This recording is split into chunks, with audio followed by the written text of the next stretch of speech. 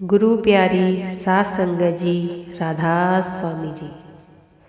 सात संगत जी, बाबा जी हमें नामदान की बख्शिश करते हैं ताकि हम कमाई करके परमात्मा को पा सकें और जन्म मरण के बंधनों से आज़ाद होकर 84 के जेल खाने से छुटकारा पा सकें। लेकिन हम भजन सिमरन नहीं करते। हमारा मन हमेशा बाहर ही भटकता रहता है। मन को कैसे काबू करें, यह आज की साखी में बताया गया है। एक राजा था जिसका नाम गोपीचंद था। एक दिन गोपीचंद की माँ ने कहा कि गोपीचंद, अब तुम अपना राज्य छोड़ दो और योगी बन जाओ। गोपीचंद अपनी माँ का बहुत सम्मान करते थे और उनकी हर आज्ञा का पालन करते थे। गोपीचंद ने अपनी माँ के कहने पर अपना राज्य छोड़कर घर से चले गए। गोपीचंद वहाँ के महान संत गोरखनाथ के पास योगी होने के लिए चले गए और गोरखनाथ जी ने उन्हें योग की दीक्षा दे दी। मगर संत गोरखनाथ जी ने सोचा कि यह तो राजा है, इसके अंदर लोक लाज होगी, जो कि परमार्थी होने में बड़ी भारी दीवार है, जिसे दूर करना बहुत जरूरी है। संत गोरखनाथ जी ने राजा को हुक्म दिया कि पहले अपने शहर में जाकर भिक्षा मांग लाओ। अब राजा होकर भिक्षा मांगना बहुत बड़ी बात है। अपनी प्रजा, अपने आदमी भिक्षा मांगे तो कैसे मांगे, और एक राजा होकर भिक्षा कैसे मांगे। कहने के लिए तो हम कह देते हैं कि हम भिक्षा ले लेंगे, लेकिन व्यवहार में लाना कोई छोटी बात नहीं। जब शहर में गया तो लोगों ने देखा कि यह राजा है। जिसे पैसा देना था उसने रुपया दिया। गोपीचंद उसे अपने साथ के योगियों को दे देता और योगी गुरु के पास पहुंचा देते। शहर में मांगकर फिर रानियों के पास गया। उन्होंने देखा यह तो राजा है। जो अच्छे कपड़े और गहने थे सब योगियों को दे दिए और कहा कि अब राजा के बिना ये सब हमारे किस काम का है। सबसे बाद में गोपीचंद माँ के दरवाजे पर जाकर आवाज़ लगाई। माँ ने उसे देखकर कहा, योगी, मैं गृहस्थी हूँ और तुम त्यागी पुरुष हो। गृहस्थी का धर्म नहीं कि त्यागी को उपदेश दे, लेकिन इस समय तू मेरे दरवाजे पर मांगने आया है। मुझे अधिकार है कि मैं जो चाहूँ भिक्षा दूँ।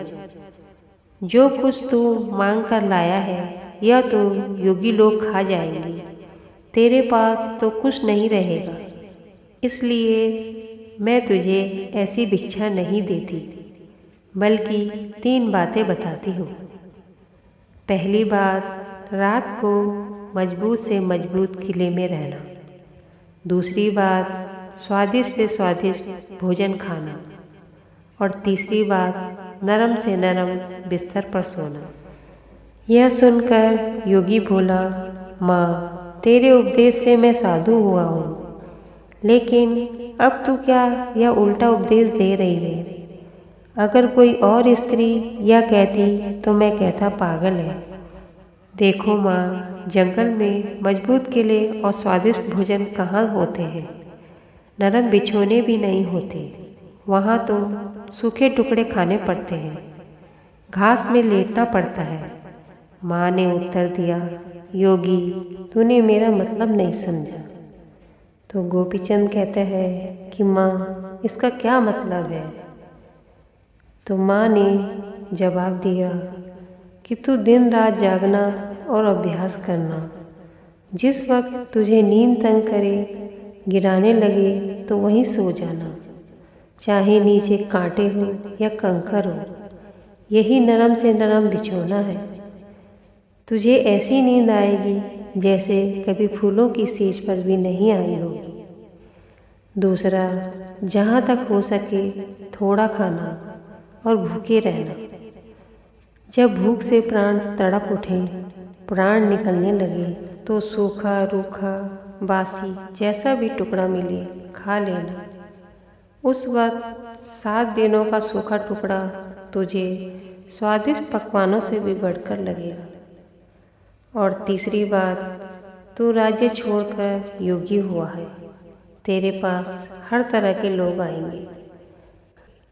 तेरे पास जवान स्त्रियों को भी आना है, वृद्ध को भी आना है और कम अवस्था की स्त्रियों को भी आना है। गुरु की संगति से बढ़कर और कोई मजबूत किला नहीं है।